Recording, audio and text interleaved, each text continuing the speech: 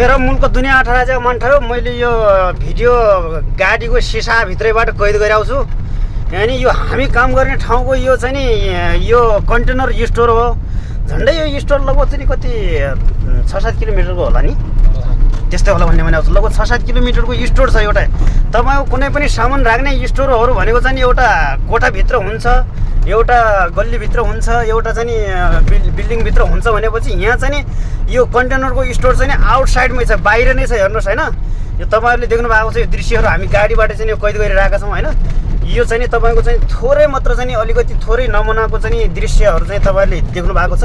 यो झन्डै तपाईँको 6-7 किलोमिटरको चाहिँ स्टोर छ। तपाईँको चाहिँ नि एक ठाउँ पनि ग्याप छैन होइन।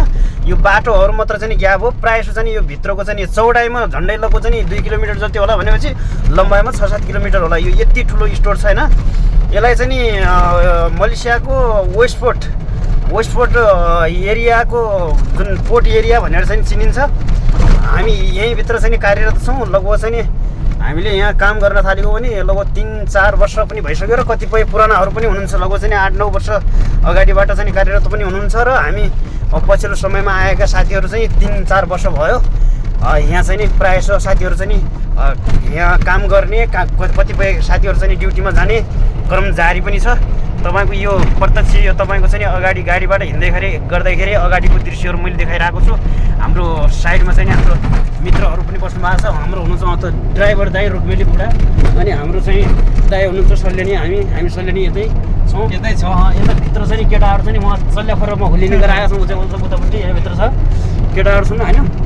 यस्तो छ। अहिले हामी चाहिँ अब यो आफ्नो ड्युटी सकेर काम सकेर हामीहरू चाहिँ कोठातिर जान लागेका छौँ हामीहरू। अब के गर्ने, यस्तै छ। तपाईँको चाहिँ एउटा कम्पनी लाइनको जस्तो एसोसिएसन वातावरण र त्यहाँको जस्तै व्यवस्था छैन। यहाँ भनेको चाहिँ जतिखेर जहाज आयो त्यतिखेर आउने, जतिखेर जहाज भएन उतिखेर फेरि कोठामा जाने। यहाँ यस्तो छ हाम्रो चाहिँ नि काम गर्ने चाहिँ एउटा चाहिँ विशेषता रूपमा चाहिँ त्यसरी चाहिँ गर्नुपर्ने हुन्छ। तपाईँहरूले चाहिँ कहाँ हुनुहुन्छ, कहाँ कुन ठाउँबाट हेर्नुहुन्छ, कहाँ कुन ठाउँबाट चाहिँ वाच गर्नुहुन्छ यो भिडियोलाई यसो माया गरिदिनु होला। आफ्नो आफ्नो विचारहरू चाहिँ प्रकट पनि गरिदिनु होला भन्न चाहन्छु। सबैले हामीले चाहिँ यसो हाई भनिदिनु त ल सबैलाई। ल नमस्कार छ सबैजनालाई।